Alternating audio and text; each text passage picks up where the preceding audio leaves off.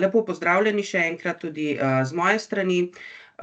Veseli nas, da ste se tudi zadnje iz serije naših 5 izobraževalnih delavnic udeležili v tolikšnem številu. Kot že veste, so delavnice del aktivnosti, ki jih na Zvezi potrošnikov izvajamo v okviru projekta Clear HP. Glavni cilj tega projekta pa je potrošnikom olajšati dostop do toplotnih črpalk za ogrevanje.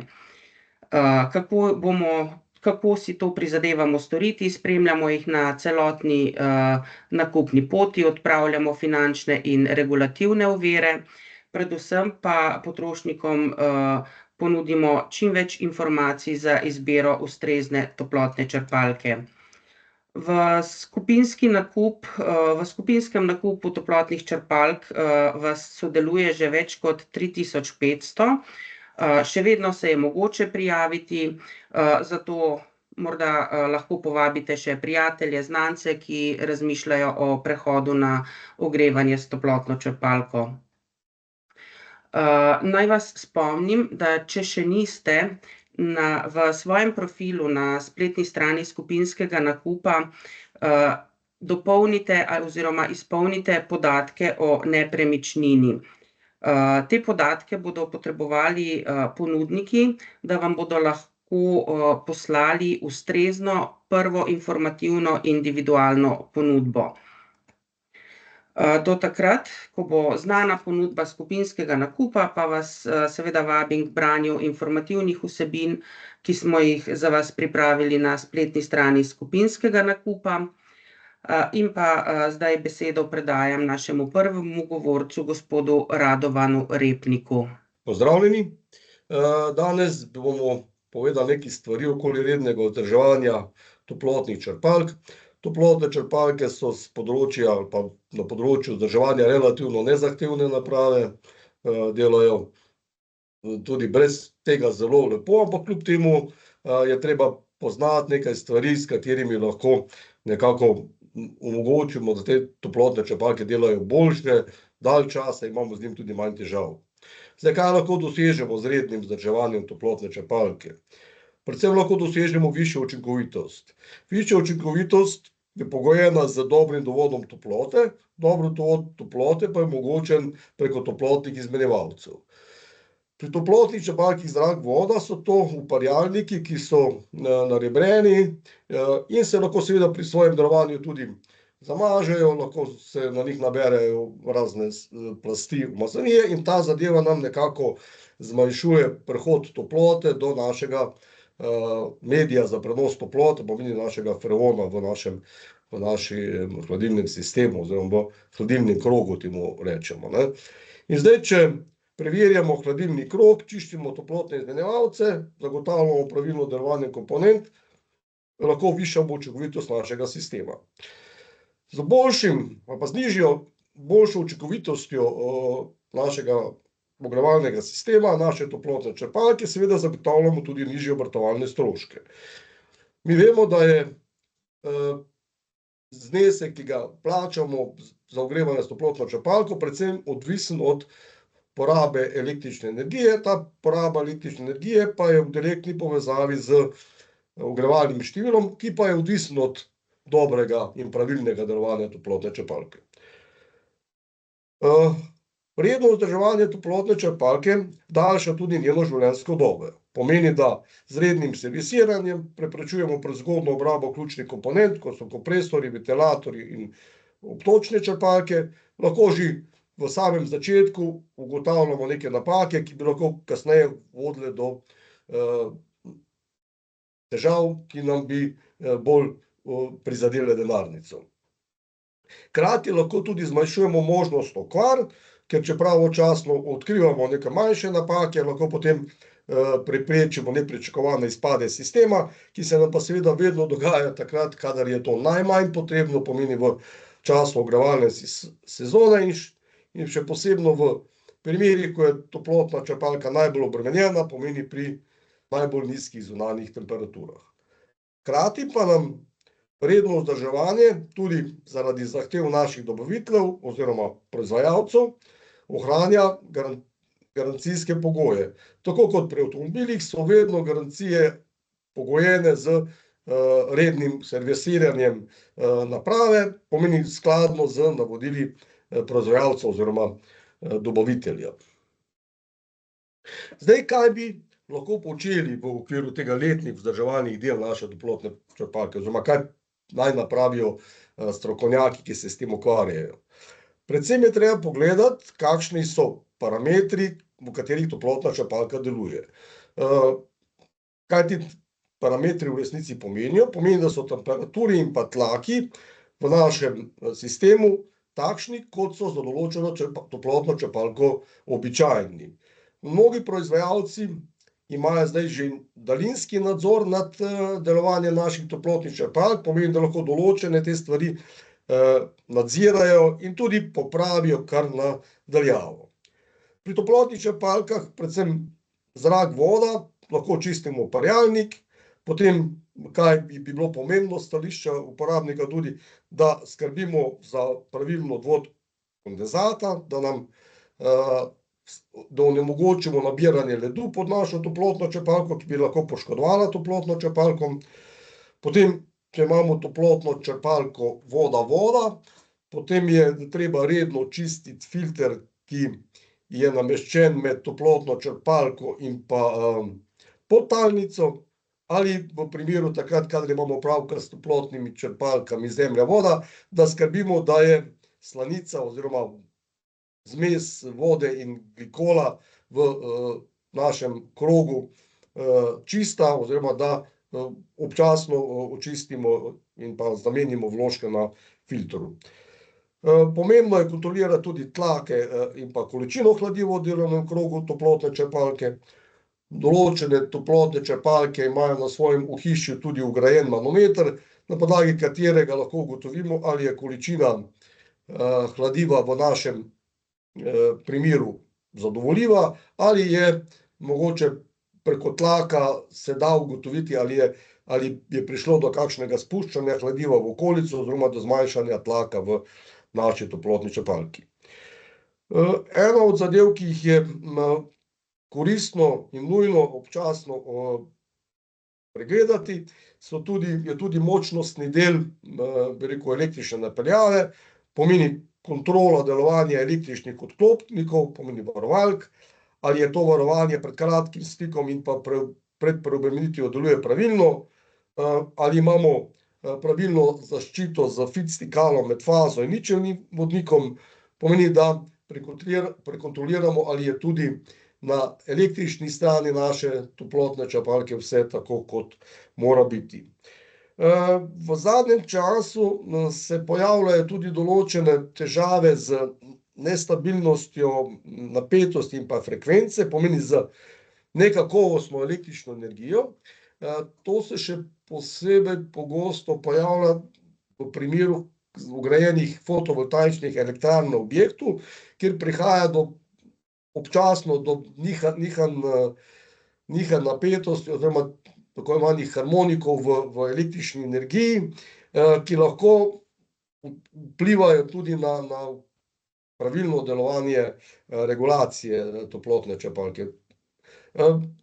Možno je dobiti te sunke iz omrežja ali iz lastne fotovoltaične elektrarne oziroma z neke elektrarne, ki je nameščena v relativno blizu od našega objekta.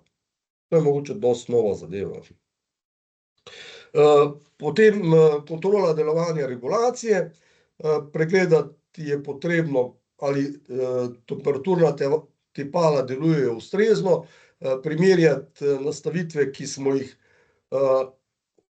nastavili v toplotni črpalki pri prvem zagonu, pogledati, ali so te nastavitve še takšne oziroma ali ustrezajo temperaturnim oziroma toplotnim omejitvam našega objekta. Sčasoma pa sploh pri zamenjavi kakšnega stavbnega pohištva ali kakšnih dodatnih sanacij na objektu bi bilo koristno pogledati tudi nastavitev ogrevalne krivulje, ali je še primerna za ta objekt, ki ga imamo, oziroma ali je zaradi kakšnih sprememb prišlo mogoče do zmanjšanja ali pa povečanja potrebne toplote in pa temperature v določenem objektu, recimo pri kakšni dozidavi ali kakšni sanaciji oziroma zamenjavi stavbnega pohištva. Potem bi bilo pametno preveriti, ali so temperature, ki jih naša toplotna črpalka da naši ogrevalni vodi, še primerne. Omenili smo že kontrolo delovanja in odpravo določenih napak toplotne črpalke s pomočjo aplikacij na daljavo. Mnogokrat lahko tudi vi kot uporabniki nadzorujete toplotno črpalko prek določenih aplikacij, ki jih imate na mobilnih telefonov, in mogoče ni slabo poznati določene vrednosti, ki so normalne za obratovanje vaše toplotne črpalke, da lahko človek opazi mogoče kakšne nepravilnosti oziroma nenavadno obnašanje toplotne črpalke in na to potem opozori strokovnjaka. Zdaj, veljavnost garancije je običajno odvisna od opravljanja rednih servisnih pregledov, ki jih izvajajo pooblaščeni izvajalci. Zadeva je vezana enako kot pri vseh ostalih napravah, garancija je vezana na izpolnjevanje pogojev, ki smo jih mi prevzeli z nakupom te toplotne črpalke. Koristno je, da napravo vzdržujejo pooblaščeni serviserji proizvajalca, zato ker najboljše poznajo njeno delovanje, imajo na voljo originalne dele, načeloma naj imajo te najbolj pomembne dele tudi na zalogi, poznajo posebnosti in morebitne težave določenega tipa toplotne črpalke, pomeni, poznajo zadevo v globino. Potrebno je upravljati servisne intervale skladno z navodili proizvajalca. Praviloma se ti servisni pregledi opravljajo na 2 leti, kadar pa so bolj zahtevni pogoji obratovanja, pa je mogoče dobro to toplotno črpalko potem tudi pregledovati vsako leto oziroma opraviti neki servisni pregled, sploh v primerih, kadar je zadeva, bi rekel, bolj obremenjena. Kdaj pa je nujno poklicati servis? Takrat, kadar se nam bistveno poveča hrup med obratovanjem. Toplotne črpalke, saj novejših izvedb, so relativno tiho, tako da spremembo v glasnosti delovanja hitro opazimo. Zdaj, zakaj lahko do tega prihaja?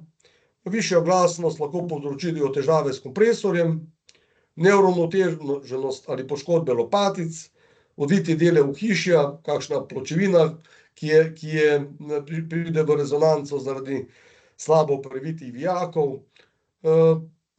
Dosti teh stvari lahko sami opazimo.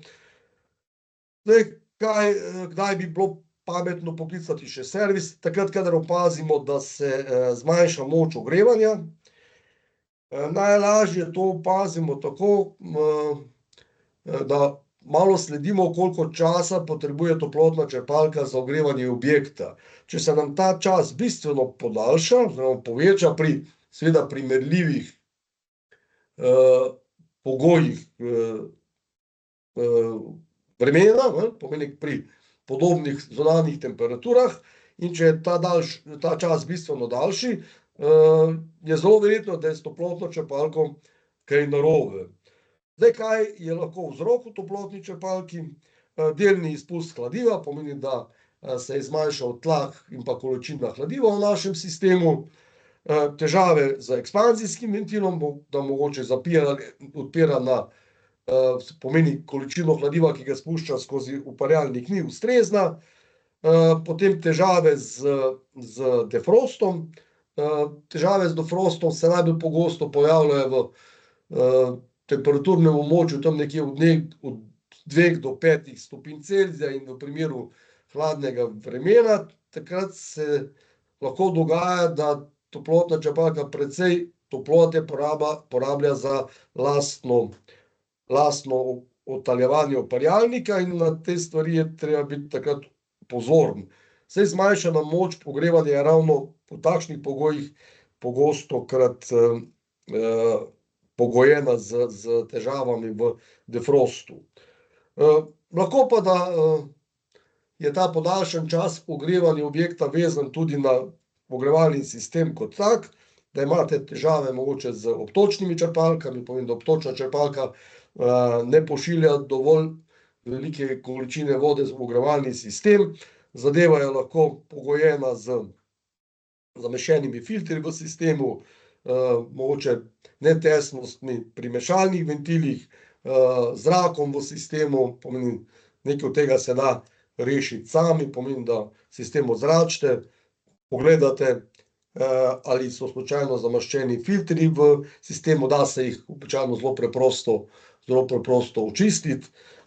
Pomeni, da nekaj je lahko pogojeno z toplotno črpalko sami, nekaj pa je vezano tudi na sistem, v katerega je vgrajeno.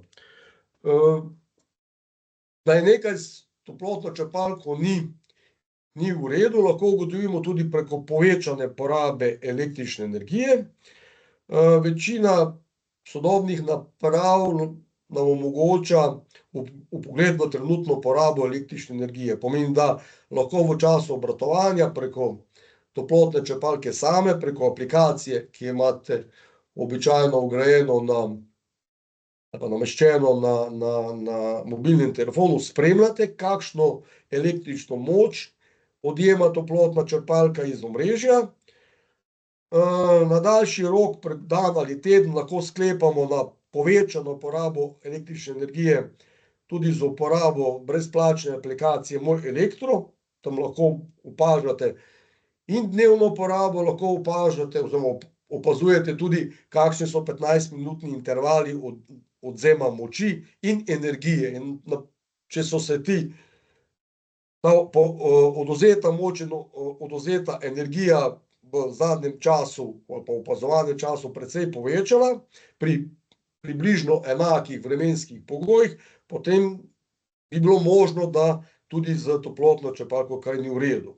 Podobno, če želite zadevo pa še malo, bi rekel, si izboljšati, lahko vgradite tudi določene Wi-Fi releje, preko katerih lahko tudi preko aplikacije na mobilnem telefonu spremljate in trenutno porabo električne energije in porabo v uri, na dan, na teden, mesec, pomeni, da imate nek dosti dober pregled nad tem, kakšna je poraba električne energije in na podlagi tega spremljate, ali toplotna črpalka deluje ustrezno. Tista zadnja, bi rekel, najbolj neprijetna zadeva pa je zaustavitev delovanja toplotne črpalke. Včasih je zadeva vezana na toplotno črpalko sami, včasih je povezana z ogrevalnim sistemom. Toplotno črpalko sami kot lastniki zelo težko posegate, nimate orodja, nimate znanja. Pogostokrat pa je vzrok za zastoj delovanja toplotne črpalke bolj v povezavi z ogrevalnim sistemom. Predvsem takrat, kadar je toplotna črpalka vgrajena v starejši objekt, kjer imate še za razvod vgrajene črne cevi, rečemo črne cevi za razvod ogrevanje, in v teh črnih ceveh in pa mogoče kakšnih starejših radiatorjih se sčasoma luščijo delci umazanije in pa korozije. In ti delci korozije in umazanije nam lahko ali zamašijo uparjalnik, kar je slabo, še bolj pogosto pa nas zamašijo filter, ki ga moramo vgraditi v ta naš krog, s katerim preprečujemo zamašitev uparjalnika. In se zgodi, da vam toplotna črpalka javlja, da je nekaj narobe, pomeni, da nima zagotovljenega minimalnega potrebnega pretoka, in to je dostikrat pogojeno ravno s tem, da so zamašeni ali zapacani filtri ali pa uparjalnik, ampak pri uparjalniku je ta zadeva že bolj redka, če smo le prej vgradili filter v naš sistem. Potem, kaj lahko napravimo še sami? Poskrbimo za to, da se na zunanji enoti ne nabirata sneg in led, ki ovirata delovanje toplotne črpalke. Iz neposredne bližine zunanje enote odstranimo veje in vse, kar bi se lahko zataknilo v ventilator. Predvsem pa se lahko pogovorimo z serviserjem oziroma proizvajalcem za redne preglede toplotne črpalke. Določene firme nudijo tako imenovano pogodbo o vzdrževanju oziroma podaljšanje garancijske dobe tudi na 5 let. Pomeni, da imajo se ta vaša doba garancije podaljša, seveda je zadeva povezana z letnim servisnim pregledom in sklenitvijo te pogodbe, na ta način si podaljšate, bi rekel, tisto dobo, po kateri ste varni, tudi takrat, če pride do kakšnih večjih stroškov z popravilom toplotne črpalke, pa zagotovite si hitrejšo intervencijo v primeru kakršnekoli napake. To bi bilo danes iz moje strani in se vam zahvaljujem za pozornost. Hvala lepa. Zdaj pa predajam besedo gospodu Vasi Rusjanu, strokovnemu partnerju sekcije inštalaterjev energetikov za področje izobraževanja in zakonodaje pri Obrtno-podjetniški zbornici Slovenije. Izvolite. Če začnemo na kratko, bi se Radovanu zahvalil za res celovito predstavitev, bom samo malo dodal še določene stvari, ampak na začetku bi rad dodal nekaj za tiste, ki se odločajo za toplotno črpalko, ki se investira. Toplotna črpalka je dejansko edini alternativni vir dosedanjim tradicionalnim ogrevalnim sistemom. Tako da tle ne verjamem, da bo prišlo do kakšnih bistvenih sprememb, ne glede zdaj za nejasnosti, kar se tiče cen električne energije, ampak je še vedno in bo ostal primarni vir za ogrevanje. Tako da je potrebno razmišljati o tem. V Sloveniji na podlagi statistike imamo šele 15% glede teh izkoriščenih teh virov toplotnih črpalk, tako da ta trend se bo nadaljeval. Ampak nisem hotel zdaj s tem, ampak zaradi tega, da je tu pomembna stvar. Zdaj pri sami investiciji je treba vedeti, da je to investicija v nekaj, kar je za vaše primarno ogrevanje. Kar pomeni, da je treba izbrati tudi enega inštalaterja, ki je za to usposobljen in je zanesljiv strokovnjak in vam bom stal ob strani tudi, kadar bo kaj karkoli narobe. Zdaj, pri tem treba vedeti, da kako samo napravo bo namestil in z njim treba tudi sodelovati, da jo bo treba zaščititi pred vremenskimi vplivi, se pravi, ne vem, da je nad nekim nadstreškom, da je na nekem takem področju, recimo, mi smo konkretno iz Primorske, vemo, da so udari burje lahko tudi več kot 100 km/h in morajo biti na takem mestu, da se na to ne vpliva oziroma ne poškoduje sama naprava, Zdaj, če govorim za druga področja, kjer je veliko snega, da je pod nekim nadstreškom, da to ne bo naviralo samega delovanja. To je res pomembno. Zato je treba, ko se odločite za to investicijo oziroma za nekoga, da vam bo prišel v to inštalirati, dajte se z njim tudi konkretno pomeniti, kje bo to nameščal oziroma nameščal. Tako da je. Ob zagonu same naprave je sam inštalater primoran oziroma je zadolžen, da stranko pouči, kako z napravo more upravljati. To ni samo zaradi tega, da v tistih 2 minutah pokaže vklop, izklop, pa nastavi temperaturo in to.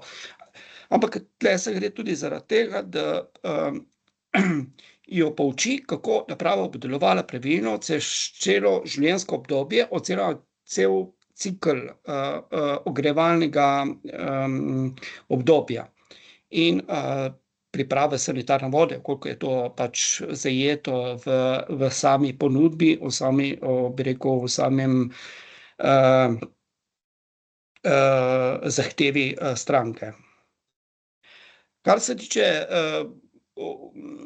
upravljanja, je smiselno, da stranka, kot je že kolega prej povedal, je smiselno, da se naroči oziroma uporablja daljinski nadzor naprave. Ne to samo zaradi tega, da kar greste na dopust, vklopite, izklopite napravo, zvišate, znižate, ampak ker to dejansko sami servisni mreži, ki zagotavlja dobavitelj, če pač ima to podporo, predvidevam, da ja, je možno ugotoviti, kaj se z napravo dogaja, če je kakšnakoli anomalija, če je prišlo do kakšne napake. Dostikrat se to zgodi, da sama servisna mreža ugotovi, preden sama stranka ugotovi, in potem na podlagi tega se lahko aktivira samo servisno mrežo, da odpravi napako. Glejte, to je dejansko velika prednost sodobnih sistemov in je smiselno, da se to poslužuje. Navodila za uporabo.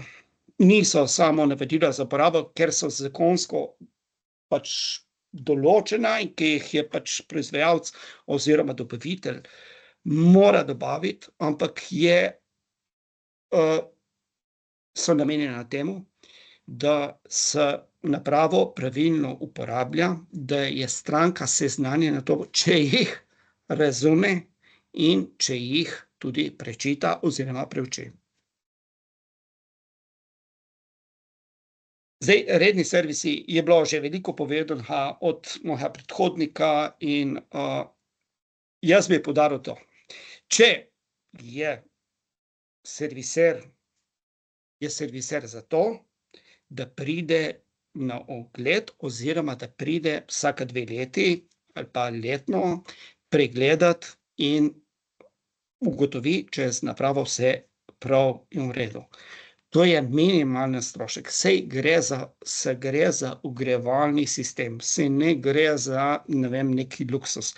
Ampak brez tega naprava lahko ima posledično, kot je že kolega prej rekel, lahko velike težave in z rednim servisom to prepreči.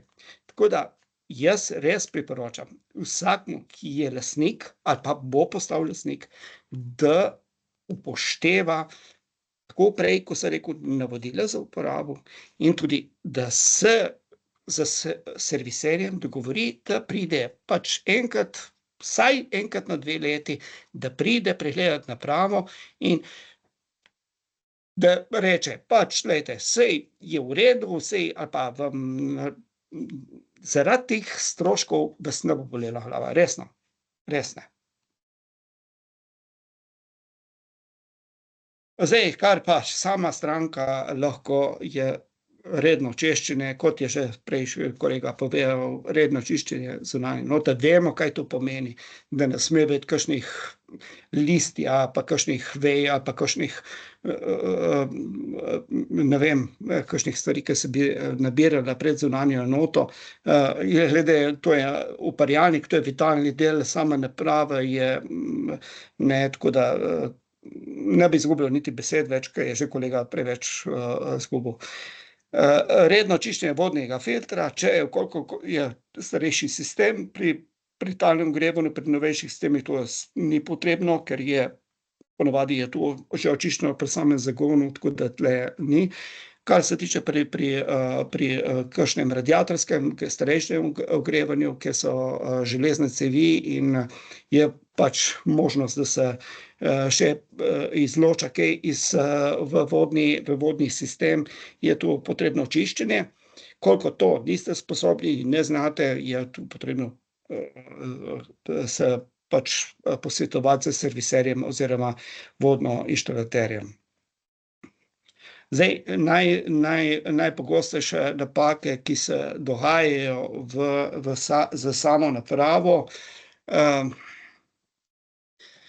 Zdaj, ponavadi, kar imamo izkušnje, je 95% okvar povezanih z neprimernim, ko sem rekel na začetku, izberite pravega mojstra, ki vam bo inštaliral, ki bo znal svetovati, so dolžani od strani dobaviteljev tudi biti poučeni, kako se inštalira, tako da tam je največ težav. Ostale težave so pa, tako kot je že sam kolega povedal, med težave lahko pride zaradi udara strela, zaradi izpada električne energije ali posamezne faze ali ničenja, ki v najslabšem primeru pomeni tudi veliko okvaro same naprave. Nestrokovnih posegov, da pokličete nekoga, ki se ima za strokovnjaka, pa ne zna to delati in odpre napravo in naredi veliko škodo lahko, tako ogromno škodo, da se ne da popraviti oziroma se da z velikimi stroški popraviti, tako da jaz vam priporočam, da se v takih primerih obrnete, kadar ne veste kaj, pokličete ali strokovno osebje, ki je napisano na garancijskem listu in vam bojo oni znani povedati, če ne pa samega dobavitelja, v koliko ne. Najbolj je pomembno, kadar se odločite pa za napravo, da res pokličete nekoga, ki ima izkušnje, ki se ukvarja s tem, ki zna pravilno svetovati, ki je poučen za tisto napravo, ki vam jo bo vgradil, ne bo bilo katere znamke, ampak da je poučen, da je zna to namestiti. Ker največ težav vidimo, da nekdo, ki koleba eno, drugo pa tretje, pa gleda samo ceno, se ukvarja in prihajajo klici iz različnih strani, samo zaradi tega, ker se ne zna inštalirati. Jaz se vam zahvaljujem, če imate pa kakršnokoli, bi vas prosil, da poveste. Hvala obema sogovornikama, gospodu Repniku in gospodu Rusjanu, in Barbara, hvala tudi tebi. Zdaj gremo pa na vaša vprašanja. In kar začnimo, in sicer, koliko stane letni servis toplotne črpalke? Če gre samo za pregled same naprave, govorimo okrog 100 evrov. Če gremo za globinski pregled, kar pomeni, da gre tudi očistiti filter, pogojno tudi odzračevati, ker se odzrači tudi sam sistem, govorimo o 150 evrih. To pa govorimo na 2 leti, ne? Hvala. Novo vprašanje, kaj se vzdržuje pri toplotni črpalki z zemeljskim kolektorjem ali geosondo? Bom pa jaz. Ja, kaj lahko vzdržujete? Ja, tisto, kar smo povedali že prej. Vzdržujete lahko v resnici samega kolektorja pa geosonde nimate dostopa. Vzdržujete lahko obtočno črpalko, ki poganja vodo po horizontalnem kolektorju oziroma po geosondi. Preverjate, ali je tlak ustrezen, ali ni prišlo do kakšne netestnosti, eventualno dopolnite manjkajočo tekočino v tem sistemu, pa mogoče predvsem pri tem je tega celo manj, če imate kakšen filter vgrajen in ga potem redno očistite. Drugega pa, ker gre za zaprt krog, pa polietilenske cevi, ki načeloma ne, potem ko so enkrat očiščene oziroma že v tovarni, načeloma z njih ne odtekajo neke delci oziroma se pravzaprav tu nima kaj zamašiti. Tega vzdrževanja v tem delu je zelo malo. Samega kolektorja ali pa geosonde. Skoraj nič. Enega izmed poslušalcev zanima življenjska doba toplotne črpalke. Življenjska doba toplotne črpalke nekako 15-20 let. Zelo je odvisno tudi od pogojev obratovanja. Zadnjič sem na nekem seminarju od enega zelo renomiranega proizvajalca toplotnih črpalk slišal, da naj bi kompresorji nekako zdržali 80.000 obratovalnih ur. To bi bilo pri približno 2000 urah delovanja na leto 40 let.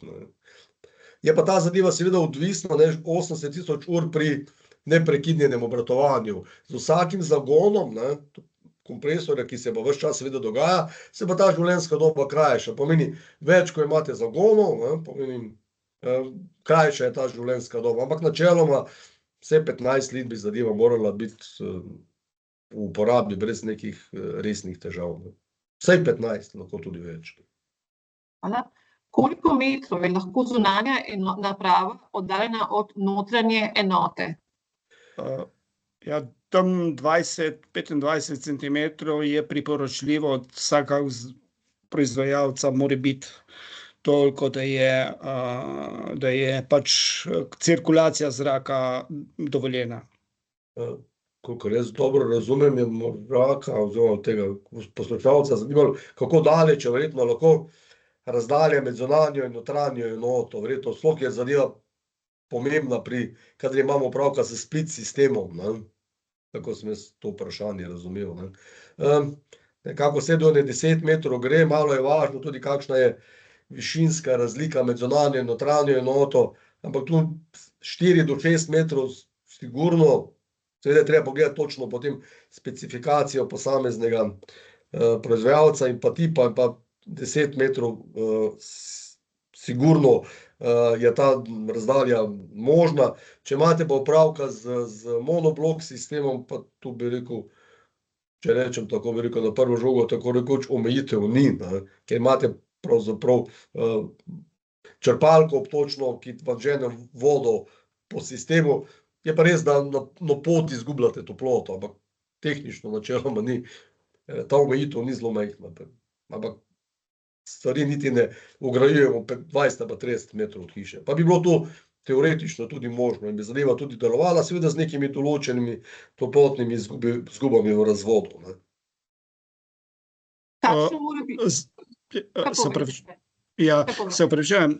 Ne, kar se tiče split sistemov, tudi tako 10, 20, tudi imamo tudi 30 metrov, kar se tiče enot, ni, ker pač agregatno stanje, ki poteka po teh ceveh, je pač malo drugačno, ne, se pravi, važno je, da kako je to pač tudi inštalirano, ne, saj ni, vedno gre za inštalacijo. Če je inštalacija prav narejena, da ni tu v zemlji, če je v zemlji, ampak da je to pravilno izolirano, da ni pač se to napojeno z neko vodo in potem se da tu peljati tudi dlje, ne, ampak tam recimo normalna je tam do 10-15 metrov je sprejemljiva.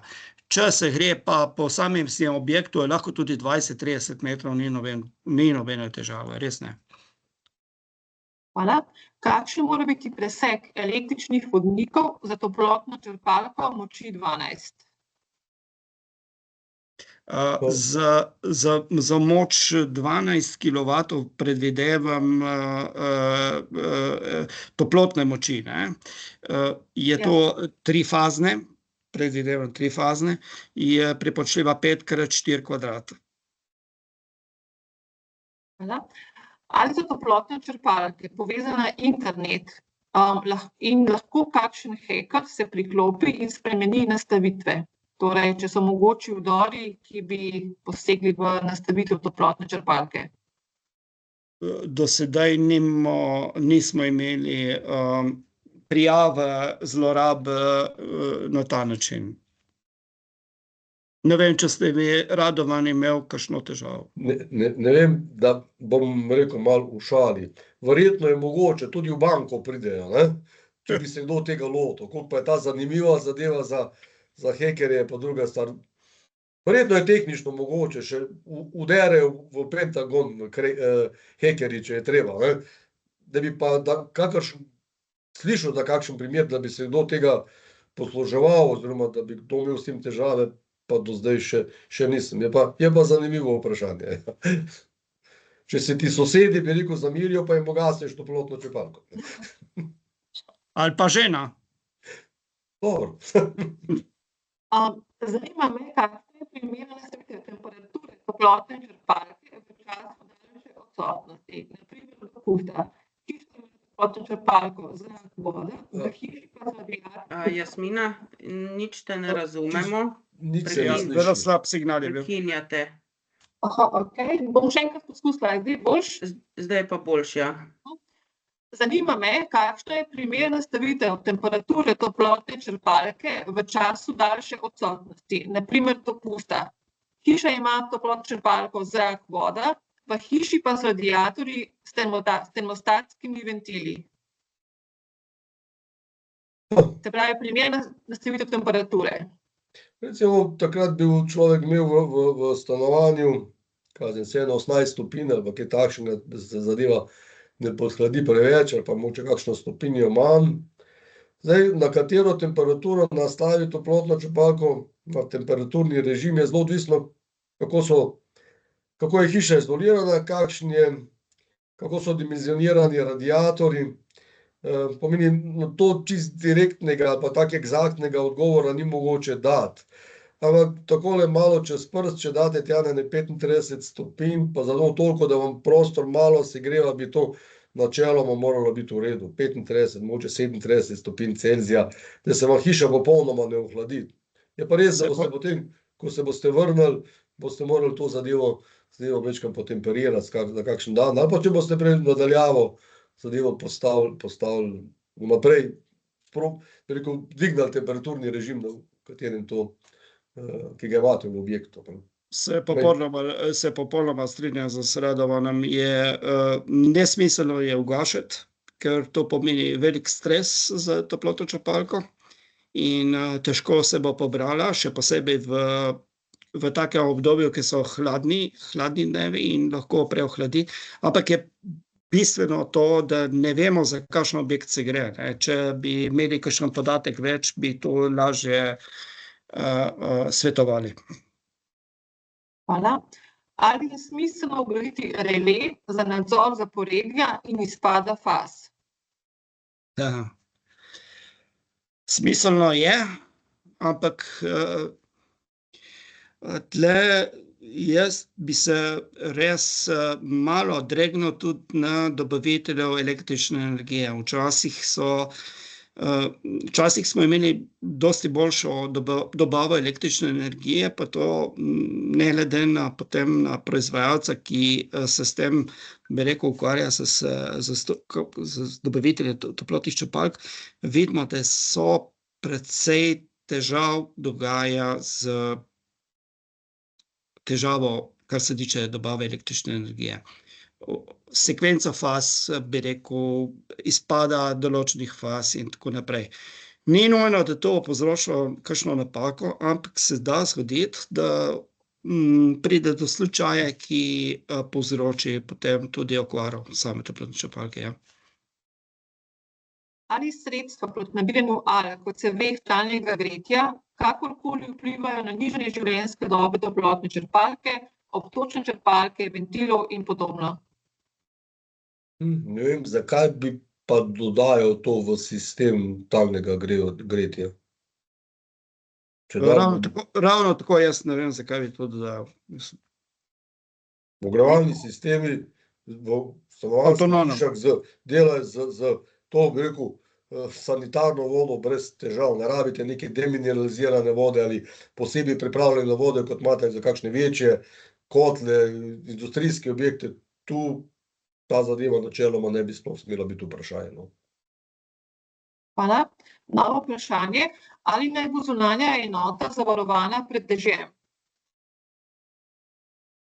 No, pred dežjem ali pred snegom smiselno je.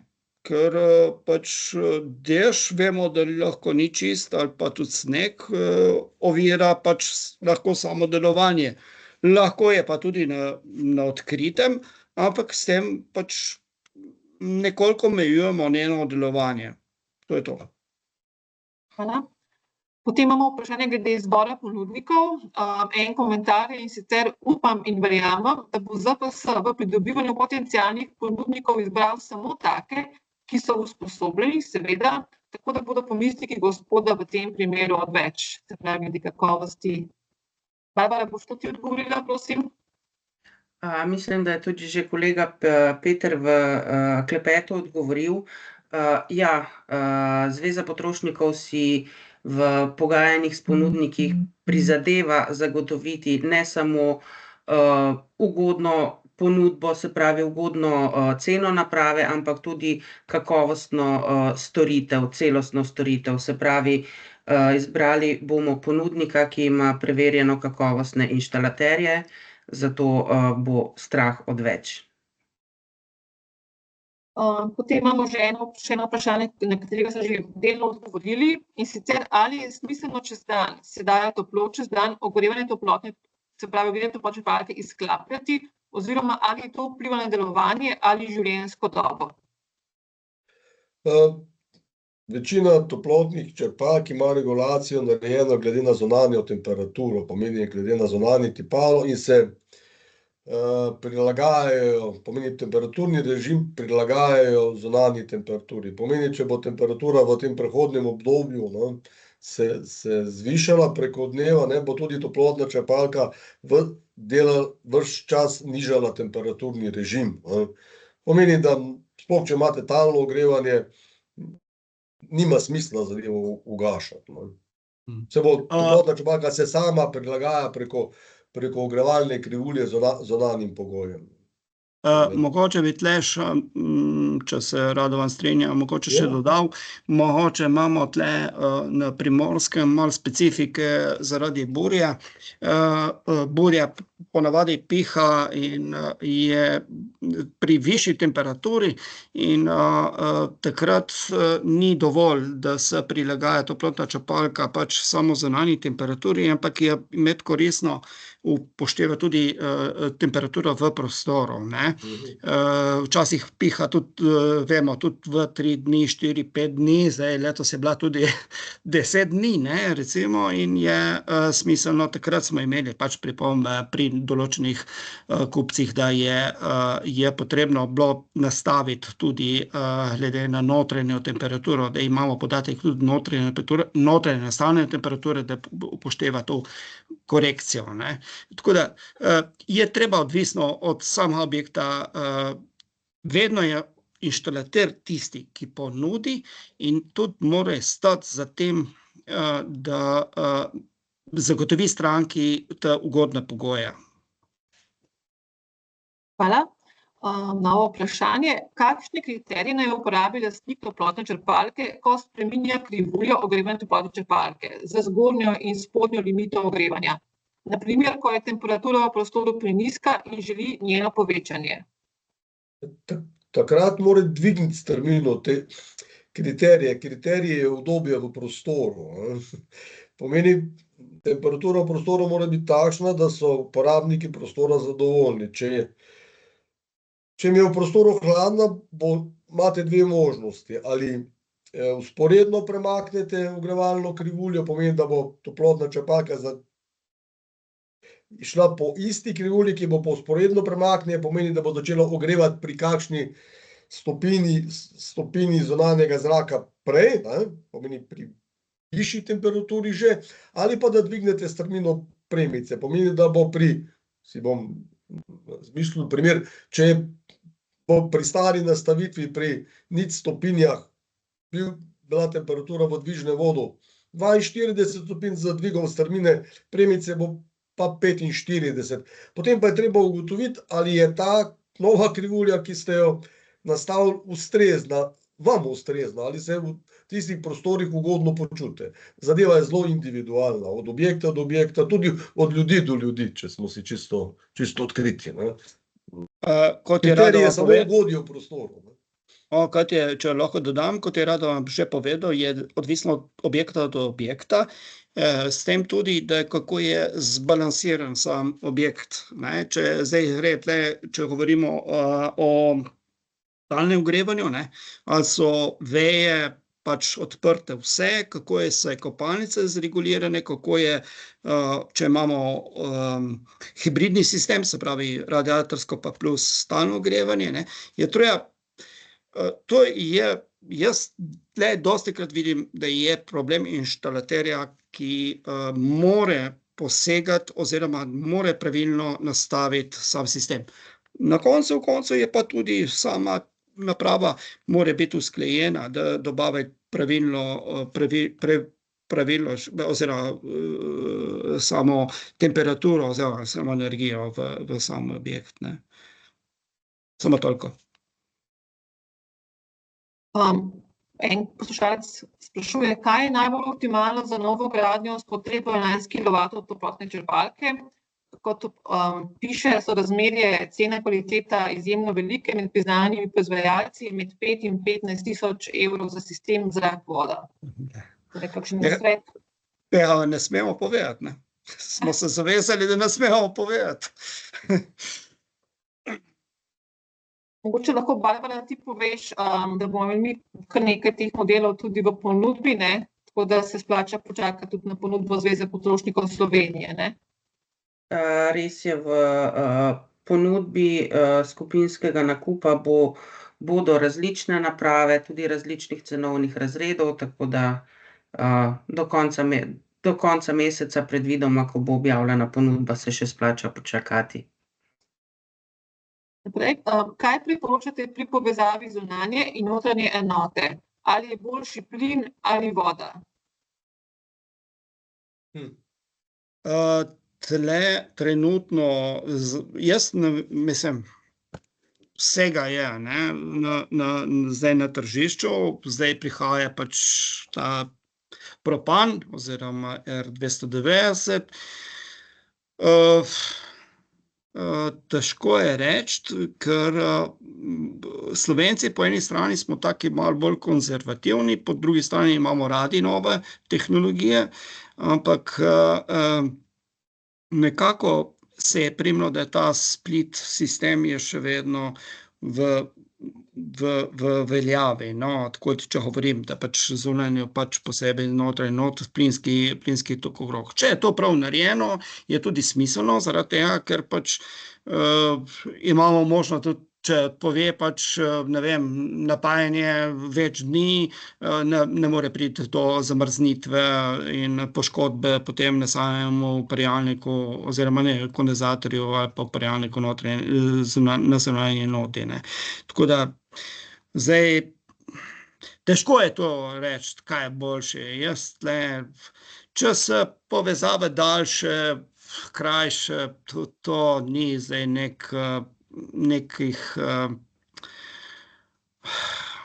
nekih standardov ali pa nekih omejitev tle ni, mislim, res ne. Nimo od proizvajalcev, ki so jih tudi konkurenčnih, ki so jih imel, nismo zaznali, da bi imeli kakšne omejitve glede splita ali pa, da bi bili na strani bolj splita ali pa monoblok, ko se imenuje monoblok, da je vodna povezava, da bi bila kakšna razlika, tle nimamo. Hvala. Novo vprašanje. V hiši imamo kombinacijo konvektorjev in klasičnih radiatorjev. Temperatura, ki gre v sistem, trenutno je okoli 50 stopinj.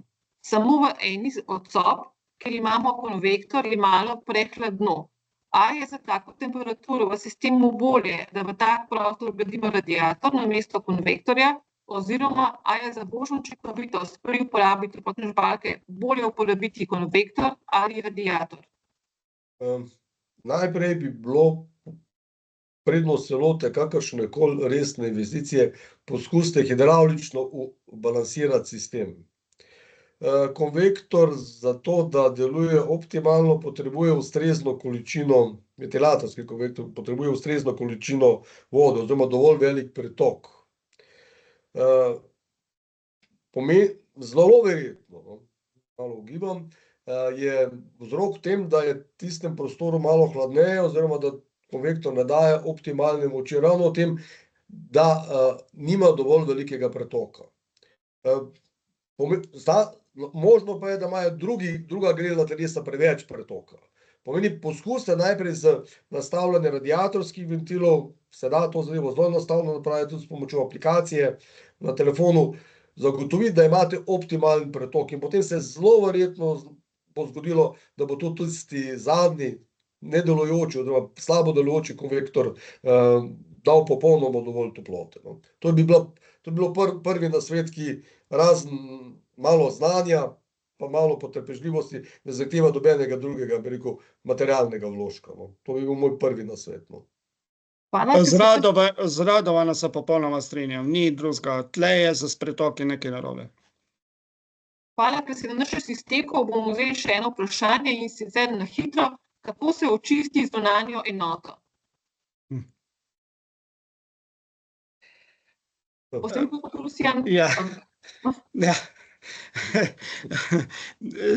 Potrpežljivo.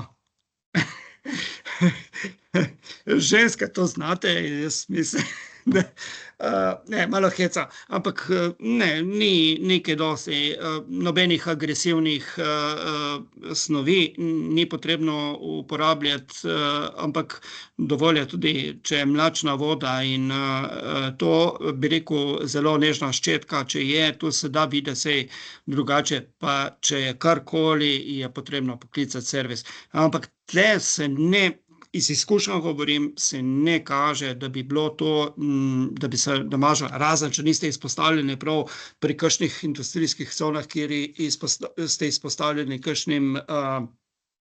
kakšnim večjim količinam, kakšnih saj ali kaj takega, potem je potrebno to drugače čistiti, ja, se strinjam, ampak drugače pa to ni nek bav, no, tako. Prav, najlepša hvala vsem udeležencem, hvala vsem sogovornikom, želim vam lepo popoldne in pričakujte do konca meseca ponudbo skupinskega nakupa. Veliko informacij najdete tudi na naši spletni strani Skupinski nakup ZPS, tako da lep pozdrav in lepo popoldne. Nasvidenje. Lepo se imejte. Lep pozdrav. Hvala, nasvidenje.